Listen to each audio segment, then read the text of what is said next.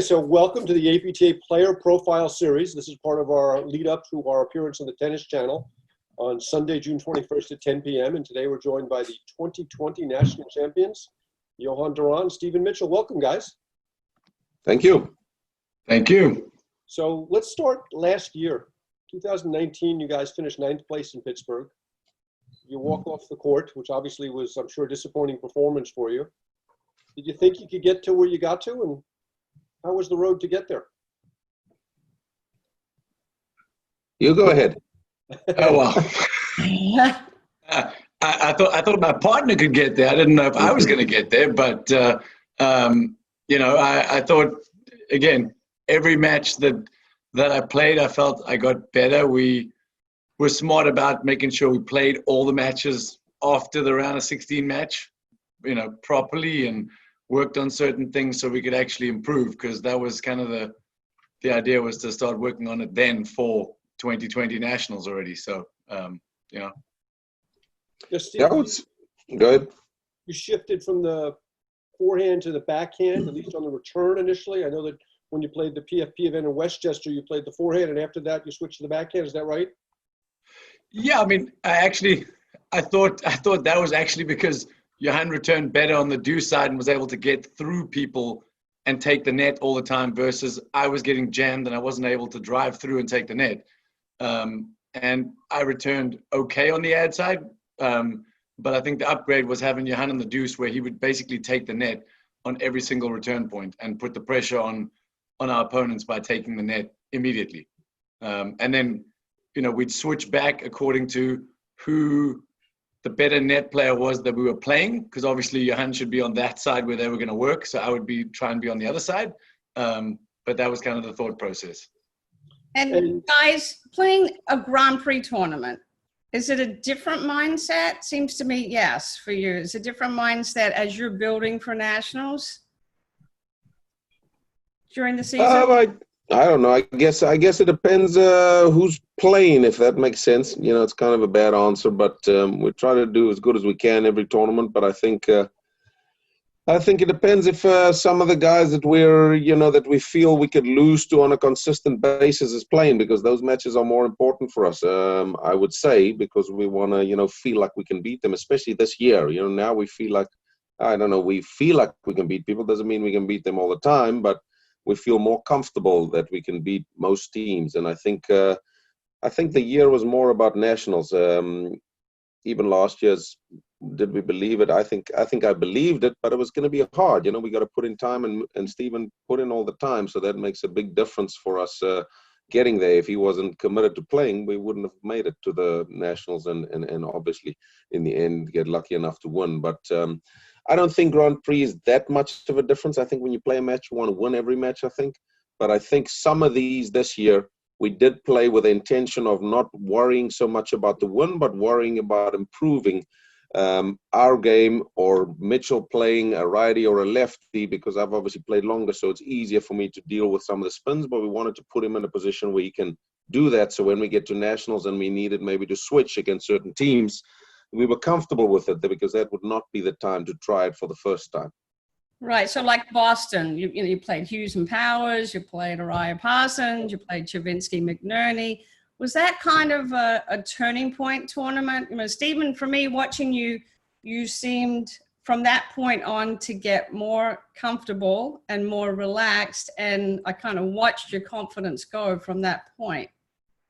Yeah, I think it was a big turning point. Playing those, basically the top three teams right there back to back, for me was great to get the experience, to see, things that they do, certain, like habits that people have, and kind of get a feel for how people play.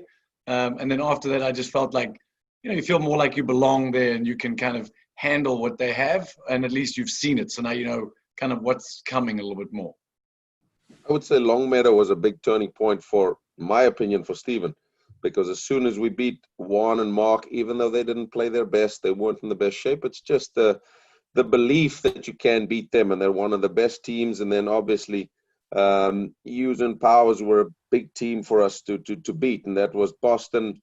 That first set was encouraging, because I probably made a lot of mistakes, and made mistakes at the wrong time. I didn't play very very solid. I didn't play badly, but I didn't play solid. And I think I knew I could clean that up. And I thought Stephen played well, especially if we changed sides on the over edge, which was never going to be an issue, but it was still a time for him to see that on that side, and we could always go the right, put him on the other side if needed. But that was a good time. Even if we lost, it was better for him to practice against the lefty spin and that kind of thing. You guys win Short Hills resoundingly. Then you go to Philly, you lose in the finals there. What was the attitude coming into Nationals? A lot of people have made you the favorite coming in. Did you feel that pressure? What was your attitude coming into Nats? If you want to be honest, in Philly, we purposely put Mitchell on the ad side so he could play one, and it didn't mean he didn't do it good, but we probably were under more pressure, and we probably maybe made us nervous. I don't know. We missed a lot of shots. We didn't feel good on the volleys. It's just, I think when you go behind, it's hard to come back, you know, and I think we switched back and it went better, but we just didn't get over the hump of the second set. But I don't think that really dented our confidence. But hey, we didn't want to lose that match. Obviously, we're trying as hard as we can. But again, it was more of putting him in a place, and it doesn't mean I'm perfect, you know, but it's a good learning experience for him. He's the guy that's going to improve the most. I'm going to kind of stay where I am. And I think that's what that was for. And I think that might have served us well when we played Hughes and Powers, and he's played Powers now on that side. Even when Hughes hits a couple cuts to the deuce side, he's not panicking. He's getting him back when we're on the wrong side. So I think all those things worked in our favor is what I think. But hey, you know, it's easy now. The result's good to say it's all perfect, but you know, it could have all backfired too. You know, it's just what we thought would work the best. And Johan, speaking of Stephen, what was it that you saw in his game that encouraged you, you know, to want to play? I've known Stephen for a long time, so I know he's obviously talented and skillful and all that kind of stuff. And he was obviously excited to play. We're good friends, so I was like, you know, the guy can play just as good or better than me, I think, if we played. And he was excited to play, so it got me excited to play again, number one. Yeah. We're good friends. It's easy to travel. And I'll tell you a funny thing in a way. We used to hit, like, I don't know, 2 years ago. I never told him this probably, but we played one stupid point, you know, and he's at the net and he's kind of holding a dink forehand, and he holds it and he hooks it like past me, and I was like flat-footed because he kind of made me bite on whatever the hell he made me think he was doing. But when he did it, I'm like, you know, I was right. This guy knows what he's doing. That was just one of those shots. It didn't look like much. He probably can't remember it, but you can see when a guy's talented, and due to his tennis background, I knew he had skills and he can volley and all that kind of stuff. So that would fit well to my game. And not only that, it's more, I'm getting to the point where, you know, I want to play for fun and travel with a guy from my house, and you know, we can talk about the same stuff, and it was more for a long term. If I want to keep playing, I've got to enjoy it, and if I'm not enjoying it, not that I never, Mark was an awesome partner for me. I had a great time with him, but it was different. I see him only every now and then, you know, so it's a little bit harder to hang out all the time and stuff. So I think that makes a big difference. And Stephen, how was it for you to be, you know, coming in and playing with Johan, who's obviously, you know, well known and respected, and with a new guy on tour? How was that transition for you? I mean, again, people actually asked me that afterwards. I didn't really think and feel pressure like that. I obviously know how good he is, but again, his confidence in me kind of gave me the confidence to be out there and play. So, and again, he was willing to kind of put me in spots and say, well, if we win or lose, it doesn't really matter. It's more about getting the experience in this situation for further down the line, which helped me not worry so much at that moment we have to win every point. It was more about getting better overall. And that helped me a lot, kind of relax and work my way into it. Johan, did you see the court differently in the way that you were kind of teaching Steve to play and bringing him along? Did that affect your game much? I think it was hard in the beginning too, because I was not playing that well at that point, meaning for 2 or 3 years, I didn't play that much. So it's kind of, I'm second guessing what I'm telling him, you know. Now, this year, I felt a lot more like I know exactly what I need to tell him, what I think he should do.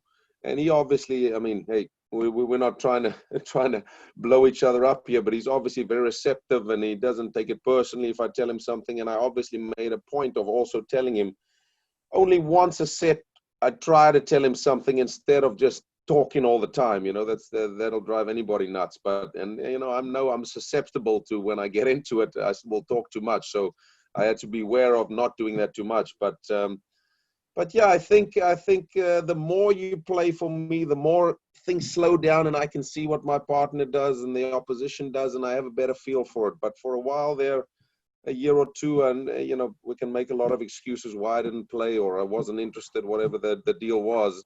At that point, it was very hard for me to help him, because I tried, in practice, I can tell him stuff, but I wasn't really sure of everything I was doing myself. But as soon as I this year played more and we started winning, then I knew, okay, this is what I should be doing, and then I can tell him what I think he should be doing. So that's a big factor for me. If I feel comfortable, then I can see the other stuff easier. But if I'm worried about my own shot, I can't really see what he's doing wrong, if that makes sense. Yeah, and perfect sense. Stephen, when did you feel like you could participate and not just receive all the information? You could see that you started to see the court as well. You tactically things started to fall in place for you as the season went along. So, and you could participate as part of the team.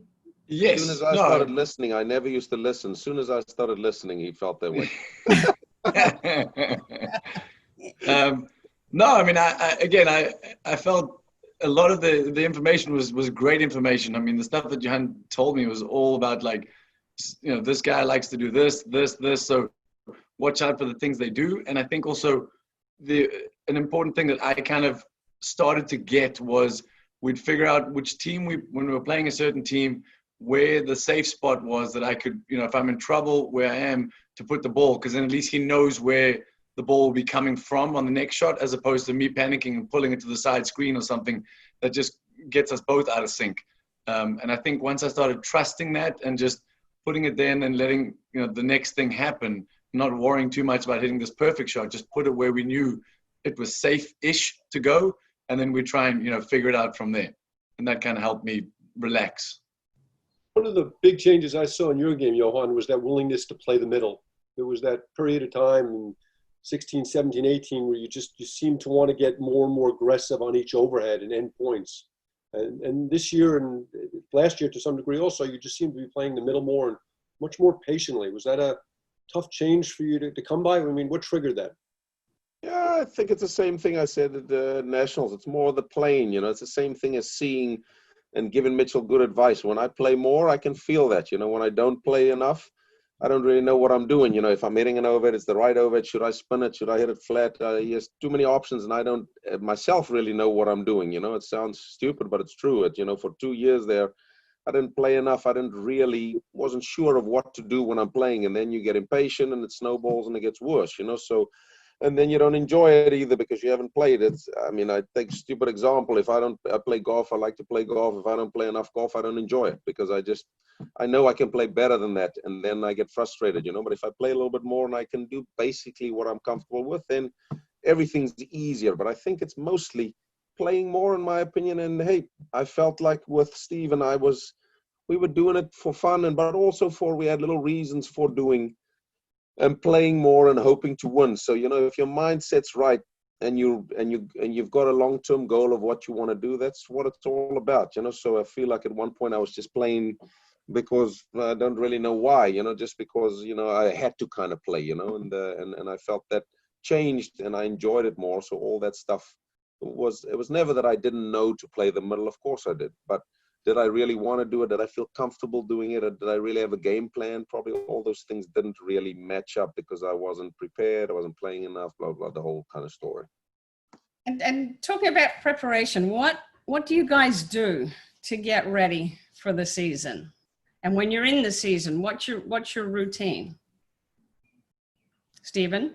I think that was Johan nodding you.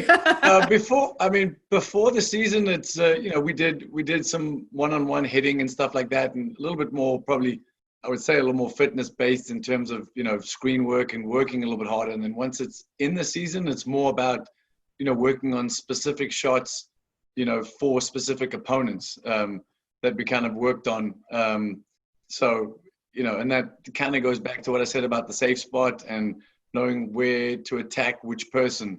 Those are the things we talk about during the season a lot. So when we played certain teams. We kind of had an idea as to how we would attack them and how we defend them. And again, I think when we return well and we are taking the net a lot, we put a lot of pressure on our opponents. And I felt more comfortable at net reading the game. So then I felt we could hold the net more effectively, but also if people were driving through, I could let it go because I felt my screenplay had gotten better. So I wasn't a liability back there. So I didn't have to try and make a hero volley to hold the net. I could let it go. We could go back and then we'd try and work our way back again. So, that was a big difference for me. So it was more one-on-one training, working on your skills. Yes, there was a lot of one-on-one hitting, and then during the season we'd also get out and play with Admire and Genius. We'll play some practice sets with them, during the season, but mostly one-on-one stuff. And even during the season, we'd try and do an hour hit one-on-one during the week to work on something specific. All right. So going into a tournament, you would carve out some time during that week to get ready. Yep. Yeah, I would also say for me, it's more, I'm not that young anymore, but it's kind of like, staying healthy and feeling good, right? So I did a lot more jogging and stretching and all kinds of stuff to stay healthy. So I think that's a big part for me. And the other thing for me personally is the one-on-one thing is I hit more balls. It's not so much about the match play. I think I get enough of, but I've got to feel like I've hit enough balls so I don't think about my forehand when I hit it or my volley or my overhead. And if I feel that way, then I can see the game cleanly. If I'm worried about that, I miss all the information of the game. And that's when I play my best, when I'm not worried about, am I going to make the forehand or not? Am I going to make the volley? If that stuff goes away, then I can really play well. Otherwise, I'm always kind of doubting what I'm doing. Well, let's talk about the final. Steve, I was so impressed, even with the slow start. You just seemed so at ease in the match. I mean, first time being past the 16s nationals, and you were just calm and composed. You guys had a little bit of a slow start, more your partner's fault than yours. Mm-hmm. But after that, you guys just came on like gangbusters, and you just looked so comfortable. What do you attribute that to? I don't know. I mean, again, it was good that I had seen Drew at Longmeadow. We played against Drew there, so that was good for me to see, kind of his spin and how he does things. I hadn't played Jared, obviously, but, after, we were down 3-1, and I actually said to Johan, I was like, I actually feel really good in terms of how I was feeling and reading the game. So I felt comfortable, and I think we had a good game plan, and my partner executed pretty flawlessly from then on. So it all went well. You really described it perfectly earlier when you talked about their inability to hurt you from the backcourt. And as the match went on, you started taking the net more frequently, and they really had no answers to you guys at the net. I mean, I felt Johan kind of had clued me in terms of what habits they like to, how they try to probe and what they like to do. So if we keep it away from those spots, or when I see it coming, I felt comfortable in terms of where to move and how to cover. So did you expect anything new from them, different tactics, or it was just tactics as usual? I'm going to let Johan go on that one because I'm not the expert on the tactics. You're talking about this year or future? Yeah, we're talking about that match particular now. I don't know. I don't think, Palmer hasn't played that much, so that's definitely, he probably played a couple shots he normally wouldn't play. He's obviously a very solid player, but I didn't feel like they could do much else, meaning they're great from the back. We know what they can drive on, but they're not unpredictable, if that makes sense. They play a certain way, and I don't think they're going to change from that very much. My biggest worry was probably when they were at net. It's hard to get through them. But then again, there's some strategy stuff we can go into, but I think I felt a lot different playing Broderick when I have a forehand on my backhand side, because then we can shrink the court. When I have not an offensive shot in the middle, then it's very hard to beat him, because he's going to hit it to the side screen, hit it to my backhand, so I'm covering too much court. But if I have a guy shrinking the court in the middle, it's hard for him to get away from us. So I thought that would work in our favor, and it did, I think. But that was probably the most worrying part was, will we be able to get them off the net? Because if we can get them off the net, we felt really comfortable. My overheads felt really good, and I kind of knew what to do that whole week. And I thought Steven volleyed rock solid, so I knew you know, they're going to have to do something special to get us off the net, and I'll make them uncomfortable enough over time with overheads. And Stephen, you know, hardly missed the volley, you know, so that makes it better. And when I hit the overheads in the right spot, it makes it easier to make the volley too. You know, when I hit the wild overheads, you know, you can't make miracle volleys. So I think a combination of those didn't make me feel uncomfortable before we played. It was more, could I keep my mind together most importantly, and you know, was Mitchell going to stay calm like he did, which I didn't really doubt because I felt like he was confident enough in that. Let's talk about that, because Nationals is the only time during the season that you play, you have to maintain that focus, that laser focus over 3 days. So how was that different for you, Stephen, than a regular tour start? Yeah, I mean, I enjoyed it. I mean, you know, I just kind of wanted to focus on each match that came up, and we just kind of stuck to, you know, the next team that we had to play, went through what we need to focus on for them, and tried not to get ahead of it. You know, just play who you need to play at that moment, and then, you know, see what happens next. And you guys, you both had your wives and family there? Yeah, that was cool. Yeah. Nice. Well, to see them, you know, to play such and what a spectacular grandstand setup they had there too. That must have been fun for your family to see. It was really cool, and I actually remember turning around at some point in the match and looking in the front row right behind me, and my son was sitting between two random people just talking their heads off and enjoying the match. So it was pretty cool. Yeah, That's terrific.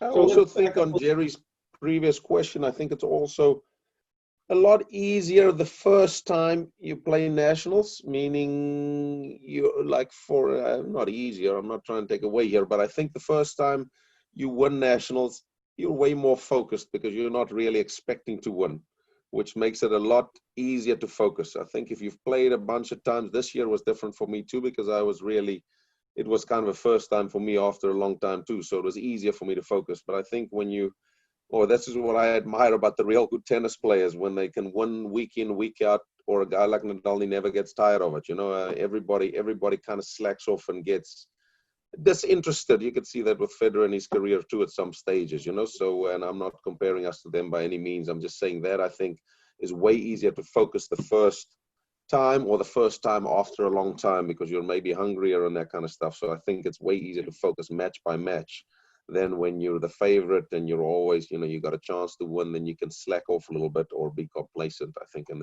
that's kind of hard to stop that from happening, but it does happen sometimes. Was there a moment in the match where you felt like, you know, we got him, we've got control right now? I would say I felt pretty good. No, 3-1 didn't feel good, obviously down, but I didn't feel like I felt like we were losing and we were not getting beat. So I felt like we had a chance at that point. And as soon as we got ahead, I felt like it's going to be hard, even though that 5-2, we lost 2 games and it was mainly my fault, and that's fine. But the point is, I still felt like even if we get to 5-all, I was feeling good at that point. But I felt like that before and lost too, you know. So it's easy to say you felt like that, and I did. But, you know, when 5-all comes and things change, it gets to a third set, anything can happen quickly. The momentum can swing. But I think I felt comfortable after the first set anyway. And so what does it feel like to win the national championship? You go ahead. Both of you guys. Stephen, first time. I mean, it feels amazing. I mean, it was really cool. Afterwards we checked into a hotel with our, you know, families and everything, and we went downstairs and sat down there and had a drink, and it was a little surreal in terms of that it had happened. I don't want to say already, meaning arrogantly, but I was hoping that we'd be able to do it. I just didn't know if it would happen that quickly, meaning this year already. But you know, everything kind of just aligned and worked out for us, and I mean, we put in the work, and I think, you know, we were fortunate, but I was really pumped about it. I think also, I mean, you hadn't won, you know, for a few years there, so you weren't defending your title, and it's fresh and new. How did this one feel? No, I think you know, paddle is like, it's funny how many people you know in paddle, and people from your club, and you know so much more people. You know, you play tennis tournaments that was probably just as big or bigger for you in that sense, and you win them and you might get, a phone call or two. When you do paddle, it's almost overwhelming, but it's kind of cool. You gotta not love yourself too much, but you get so many text messages, emails, and Facebook and all these things, and you're like, it's unbelievable. You're like, it's paddle, it's great, but you feel like a superstar about in a smaller sport, so to speak, but obviously a growing sport and a lot of fun for us, and a lot of fun stuff at our clubs too. Working in that business, a lot of people know you and really was very nice and give you a lot of respect for winning that event. So very cool. It's always very cool. This one was probably more text messages and emails than I've ever had. The first one, that was to me and Stephen said it's almost overwhelming at one point when I called him, but the first one I won ages ago was the same thing. So many people texted you and emailed you, which is very cool. You're not going to have that experience too often. And of course, we're super excited that is going to be on the Tennis Channel, June 21st at 10 p.m. That's a first. So that's, really a highlight, for Mark and I going through. We were reliving the Nationals over and over again. Kind of the celebration kind of felt like we got cut short with what we're going through, but we're really, thrilled that you guys are going to be showcased on the Tennis Channel. So you better get ready for some more accolades. It's all good. It doesn't hurt as long as our heads stay small. So, Stephen, how did you start playing? Was it Johan who got you on the court the first time? When did you first start? I know you played for a while and then you stopped. You had a job. Yeah, Johan got me out, and I think it was like 2000. It was the season before him and Jerry won. So it was that season before that I played for one season, and then my wife and I had our first child, and it was going to be, too busy with all that kind of stuff. So unfortunately, I kind of bowed out for a while, and then got back into it probably 3 years ago or so. I started playing league here in Boston, and then got me into it and started teaching. And so then I kind of was like, I kind of want to get back into playing some tournaments now. Did you like it initially, or did you have some trouble? Loved it. No, absolutely loved it. Absolutely loved it. I just knew I wouldn't be able to commit the kind of time that Johan wanted to commit, because when he wants to win something, he wants to win something. So I was a single guy back then, so it was easy for me. Which I'm very much the same. I just unfortunately wasn't able to commit the time then. And was there one match where you really felt like it clicked and you were really starting to get it? I mean, I remember watching you guys at Navasink last year, and you were letting the ball play you a little bit. Was there one match when you just all of a sudden started to see the court? I actually remember you talking to me after that match, and that also did help. I would probably say it probably was Longmeadow. I'd started feeling like I was creeping towards doing something, but I needed to actually get that breakthrough win. And that tournament, playing Mark and Juan in the semis, again, they weren't as sharp as they would normally be. But again, it's a confidence boost. And then to back it up and at least get the win in the finals was important with a slow start. We were down kind of big in the first set and then managed to pull it out. I thought that was a big turning point. Then you had a tremendous win over them again a month later in Boston when you were in all sorts of trouble. Yep, we did. That one was a little lucky, but hey, we'll take it. That's sports. Okay, so clearly something's happening in Boston. You guys have energized the whole Boston area. So you also, as well as winning the Nationals, you're also ranked #1 in the country. Boston Open's one of the most popular spots, stops on the tour. You got Drew Sawyer and Genius Chitzikwe, and now our CEO, APTA, Amin Kaduri's from Boston. What's going on, like, in your area? What do you envision going forward for the Boston paddle scene? Go for it, John. I don't know. It's I think we have a lot of growth in our league and a lot of things we can improve and so on. But we got a lot of passionate people, I think, about it, and I think it helps if we do well. But I don't think that's the real reason. It's a combination of, I guess it's going in the right direction for the last 5 years, because there was like 1 or 2 pros at country clubs. Now there's a bunch of them. The league is better. The fun aspect's great. We got a lot of guys like Drew Sawyer, like you've mentioned, Amin, and these guys that are super passionate about it, and there's more. So all those things probably combined leads to something. I don't really know the real answer, but I think that's probably the most of it. Yeah, I think Amin's passion has been huge for this game, and I think that the PTI is also going to be a big change for the game, and the guys here embraced it. I thought it was a really cool thing that was added to the league. It made it even more, there's a little more on it now every week. So I thought that was a very cool addition to the league. Johan, 2010, you win nationals for the first time. How's the game different today than it was 10 years ago? I hear that question a lot, and I don't really know the answer. I would say, like everybody says, I think there's a lot more tennis players and higher skilled players in the game. So the tournaments are a little deeper. Did the game change? Sure, people hit more spin shots than they did back then. But is the spin shots really winning points? Somewhat. Not really. It's 50-50. It makes it maybe a little bit more exciting. But, I think it's probably more similar than we all would like to admit in some ways, except for more spin, in my opinion. And people move a little faster. People hit the ball a little harder. But that's on both sides of the court. And I think, definitely there's a lot more depth than there was 10 years ago because there's more people playing. And, with all the tennis pros getting jobs and that kind of stuff, 10 years ago, if I had the job I had and I hired an assistant, I probably wouldn't have worried if he played paddle or not. Now, if I hire an assistant, I'm like, if you want to go somewhere in tennis or rackets, you're going to have to play paddle. And if you don't want to play it, that's fine. But your job market for what you're going to get a job is going to be 10% of everybody else. So I think in that fashion, it's forced a lot of pros to play more. And hey, I think forced or not forced, I think a lot of them do it because they really just, they want to keep competing and doing something like that. I mean, we've done what we did in tennis. We're not going to get better. And then paddle, it's something that you can improve on all the time. But how the game's changed, I don't know if it's changed that much, like I said, but mainly some spin shots. And, now there's underhand serves. But those are all small adjustments. I don't think it's a huge change. And so, Stephen, what are you going to be working on to get ready for next season?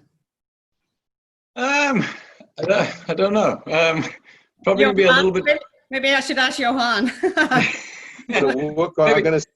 I'm gonna see what tournaments we can travel to really soon, so I can put that on the schedule, or I might not get out the house. Probably being able to work points a little more from the hitting more of the overhead, so Johan doesn't have to do all the work, and figure out how to win points from that side a little bit more, which I think will take some of the burden off of him, that he doesn't have to feel like he has to win every point. So that'll be part of the game plan. And other than that, mainly it's having fun. And again, like Johan said, I love the fact that we do get to travel again, and I get to travel with a good friend and Genius and Admar. We all travel together and have fun, doing the road trips. It kind of reminds us of the old days when we did it in tennis. So it's a really fun thing for us to be a part of. Well, it clearly shows that you guys are having fun. Good. I think you guys have a camp together. Can you tell us a little bit about the camp? Yeah, great. It's COVID-19 didn't really come at the right time for us. We were doing pretty good, and we were ambling to win nationals so we can get a couple more signups. But I remember a bunch of years ago, it was always when we started Nantucket too. It was hard to get signups in the beginning, but eventually we got it. But we got a camp in New Hampshire. There's a Jack Nicklaus golf course. It's a resort they're building with a huge lake and everything. It's beautiful, and it's brand new. So there's 4 courts there, and myself and Stephen are going to lead the camps. And Genius normally comes with, and Mark Innes. And depending on how we fill up, we'll probably get 2 more pros if we need to. But we'll see what happens with people being able to come. But obviously, at this point, if people sign up or not, we will be very flexible when that time comes. If people don't feel comfortable coming, it's obviously going to be, we have to refund people. It's not live or die by the sword at that point, But looking forward to it. Super exciting, and I think I think we'll hopefully make a good team, and we've got some good ideas. And the name of the camp, and if some people want more information on where to find information about it. Stephen, you talk, because I'm clearly not a good talker. It's sarackets.com, and it's at a place. It's Owl's Nest in New Hampshire. It's a really cool place, yeah, we're again, depends on what happens with all of what's going on now, but it's also kind of one of those fun things for us to, you know, go and travel and get to do camps and see people from all over the country, and you know, talk paddle and play paddle. We love it. So it's always a good time doing it. So let's talk about the challenges that you've got for this season, not COVID, but you're both full-time rackets professionals at clubs. You're going to fit in your tour, pick your tour schedule, and get yourself physically and mentally ready. But Boston is hosting the 2021 Nationals.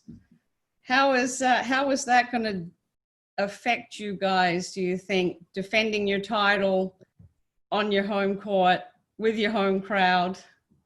How's the preparations going? What'd you say, Mark? While you're running the tournament.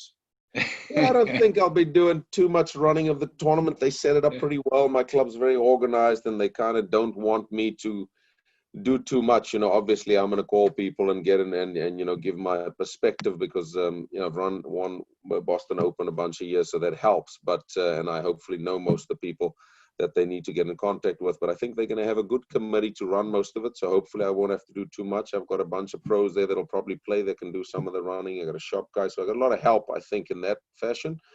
The other thing I think is it's not really challenges so much. I think it's more motivating in some ways. And hey, we'll find out when we get there how nervous we get and how whatever. But if we got the Boston crowd behind us, that's kind of fun for us, right? That's what we want to, that's why we play. We want to play for those guys that's in our league that really support us all the time and we hang out with and have a couple beers with, you know? So it's like playing in front of your buddies instead of playing far away. The people that text messages after we win, this is the people we're playing in front of. And I don't see that as pressure at this point. Who knows when I get there, maybe I'll change my opinion, but it's going to be fun playing in front of those people, I think.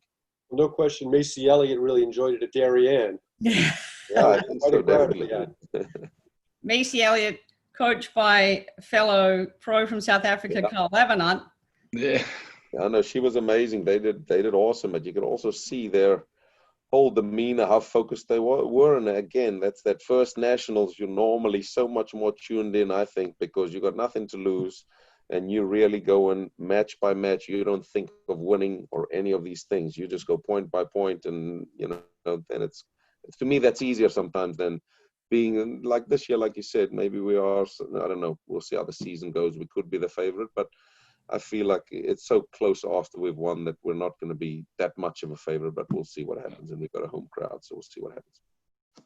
Well, it'll be where everybody's looking forward to it. Obviously. Nationals is the pinnacle of our sport. That's it. That's what we try work our schedules around. The other ones are good, but that's the one that we really would like to win if we could. And it's pretty good. Well, guys, congratulations, and thank you very much for joining us on an inaugural show.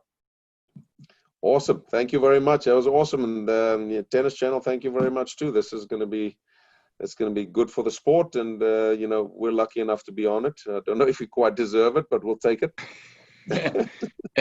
Thanks for having us, and thanks for everything that all of you are doing for the sport. It's really awesome. That's Good great. luck with the camp, guys, and we'll talk to you soon. Thanks, Awesome. you guys. Thanks, Thank guys. you very much. Bye-bye. All righty. Cheers. Bye.